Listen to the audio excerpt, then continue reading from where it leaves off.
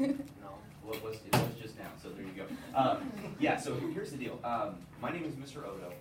First of all, do you feel like you're in trouble being here with us right now? Yeah. Okay, that's the first thing I want to let you know, is that you're not in trouble. Okay. The reason you're in here is because you're going to help us figure out how we can do a better job of helping you. Okay, we probably feel like up to this point, maybe we haven't done enough to help you, and that's our fault. Okay, so you're kind of like teaching the teachers a little bit today. Does that make sense? Mm-hmm. Okay, and that's kind of what my job is. I go around to different schools. I'm in basically a different school every day. I come here one day every other month, so you may see me in the future. And my job is just to help teachers and students in any way that I can. Okay, so you're not in trouble, you're in here because we're trying to figure out how we can help you a little bit more. Okay. Does that make sense? Okay. And the way that I'm going to go about that is by asking you a whole bunch of questions. Okay. And some may seem kind of strange, but I promise there's a purpose for every question that I'm going to ask you. But before I ever talk to a student, I like to make sure we're kind of on the same page so we know how the conversation should go. The first thing is, I think it's really important, the entire time we're talking, we be very respectful. Okay? And that goes both ways. That applies to me as much as it applies to you. Okay? The other thing is this. When I'm asking questions today, something you cannot say is I don't know. Because you'll know the answer to every question that I ask you. Okay? Now, if I ask you something and it's too hard to answer, or it makes you mad, you can just say that. You can say, Mr. Odo, that's too hard to talk about, or that kind of makes me frustrated, and you will not get in trouble for saying that. Does that make sense? Okay. So, Isaac, tell me, you're in 8th grade. Mm-hmm. Did you go to 6th and 7th grade here? Yeah. Okay. And did you go to elementary school Yeah. here as well? Okay, so you've always gone to school here. Mm-hmm. Okay. Tell me this, out of every year you've been in school, kindergarten up to now, what was your best year in school? What do you mean? Like the year where you felt the most successful. Probably like grade-wise. Yeah. 5th grade? Okay.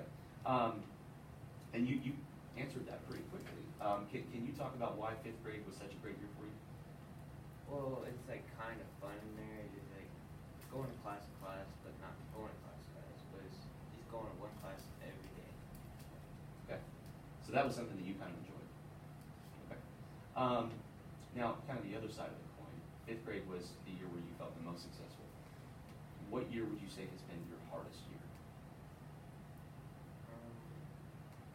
Probably right 8th grade. 8th grade this year. Okay. And can you just kind of share with me what kind of things have made this year especially hard for you? Well, I don't like doing stuff on the exact time. Like I like doing stuff on the time, but doing it at different time where I'll do the stuff. I'll get the stuff done, and I like doing it on different times. When you say you like doing it at different times, tell me more about what you mean by that, because I just want to make sure I understand what you're saying. Like when someone gives me a paperwork and I need some help, so I like to do it when there is some help around, walking around. I do it when she's there. Okay. So whenever you're in class and you need help, which of these sounds most like you? Okay. Do you ask for help right away, or do you sometimes sit and do nothing? Sit and do nothing. Okay. And when you sit and do nothing, does that feel to your teachers like you're trying your best, or does that feel like you're maybe not trying your best? Trying not to do your best. Okay. Are there some classes where when you're kind of stuck and you're having a hard time, are there some classes where you feel comfortable immediately asking for help? I do that in some classes. In some classes you do, but in some you don't. Is that right? Okay. Is there I probably should ask you this. Excuse me. What is the class where you feel the most successful? Or like, what's just your favorite class this year? My favorite class is Roseman. Is what now? Roseman. It's Roseman. Okay. And what does Miss Roseman teach? Social studies. Social studies. Okay. I also taught social studies before I did this job, so I like you even more now. Okay. What's your favorite thing about social studies? I like doing. I have that active. It's more active than other classes. Okay. Very cool. So what's your least favorite class? Terry's. And what does Terry teach you? Science. Science. Okay. And why is science? Why is that your least favorite class? Because its class is not active all the time. It's just writing notes the have to pay attention.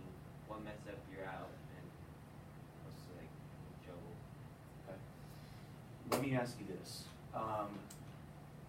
In general, would you say your teachers worry about your behavior? Have they Yeah. worried about your behavior this year, do you think? Okay. And I think they do, and I think that's probably part of why you're in here, right? So I appreciate you being honest about that.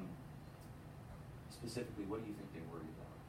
How I do stuff, how I progress, and if you're in pass through 8th grade. Do you think they worry about, like, are there times where they feel like maybe it's hard for you to let them be in charge? Yeah. Do you think they feel that way? Okay. Why do you think that's something they're gonna worry about? Well, they worry about these.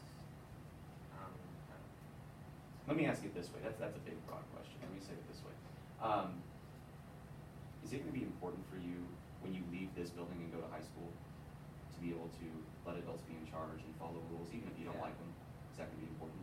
What about when you graduate from high school? If you go to college or if you start a career right away, is it going to be important for you to be able to follow rules you don't like and do things even if you don't want to do Yeah. them?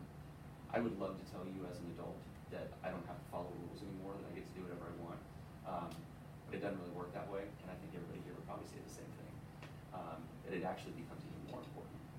So if you leave this building and we have not helped you with following rules that you don't like or letting adults be in charge, have we helped you No. or have we hurt you?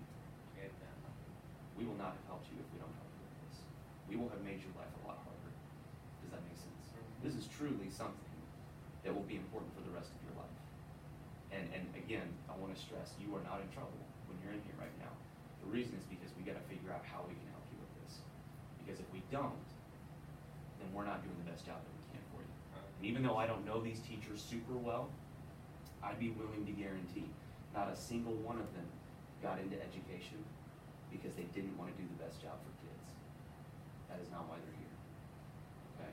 And I can also tell you that as a former teacher, teachers are incredibly busy.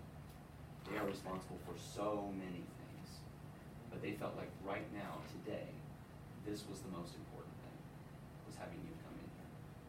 So I hope that not only right now,